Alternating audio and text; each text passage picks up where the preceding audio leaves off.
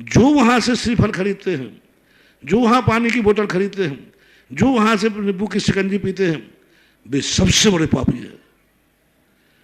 यानी जो सब में शिखर के पहाड़ पर पानी पिएगा, उन होटल वालों से लेकर के जितनी होटलें वहां लगी हैं, सारी होटलों में जितनी गंदगी हुई है, उस सब का पाप का भागीदार वो है जिसमें पहाड़ के ऊपर लगी हुई दुकानों में से कुछ खाया पिया है। वो सबसे बड़ा।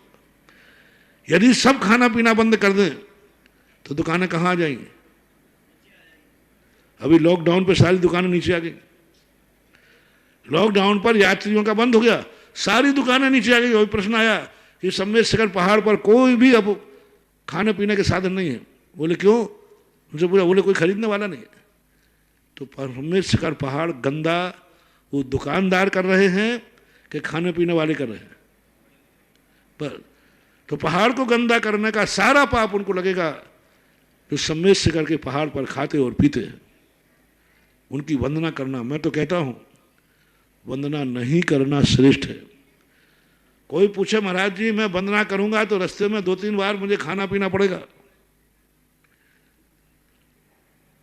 तो मैं ये कहूंगा वंदना नहीं करोगे तो तुम्हारा वंदना नहीं करने में पुण्य ज्यादा है। वंदना नहीं करने में पुण्य ज्यादा है। पहाड़ को गंदा कर करके और फिर तुम वंदना करोगे तो पुण्य नहीं, आपको पाप ही खाते में आएगा। मत करो वंदना। नीचे से वंदना कर दो, पहाड़ के नीचे से, भगवान मैं ऊपर नहीं आ पाऊंगा क्योंकि मैं आपके दर्शन करने आऊं और आपके पहाड़ को गंदा करूं, ये मेरे से नहीं हो पाएगा। मैं तो पापी हूं ही, पहाड़ को भी गंदा करूं ये पाप मैं नहीं कर सकता। चाहे भली मैं शुद्ध हूं या नहीं हूं, मैं यही नमस्कार करता हूं। इतना पुण्य लगेगा उसको। जो व्यक्ति पहाड़ की वंदना इसलिए नहीं कर रहा है कि मुझे पहाड़ पर खाना पीना पड़ेगा, गंदगी करना पड़ेगी, पिएंगे तो लघु संगा सूसू भी जाएंगे, एक पाउच भी फेंकेंगे, जूठा करेंगे, इसलिए मैं तो समोषण मंदिर के यहाँ बैठ करके यहीं से वंदना कर लेता हूँ, पूजा कर लेता हूँ। इतना पुण्य लगेगा। 1008 वंदनाएं जिसने खा पी करके की हैं उसका पुण्य 0 है, और जिसने इस कारण से नीचे से वंदना कर ली है उसका पुण्य अनंत होना जाना है। 1008 वंदना की है किसी ने, लेकिन खा पी के की है, तो भी उससे खाते कुछ भी नहीं मिलने वाला।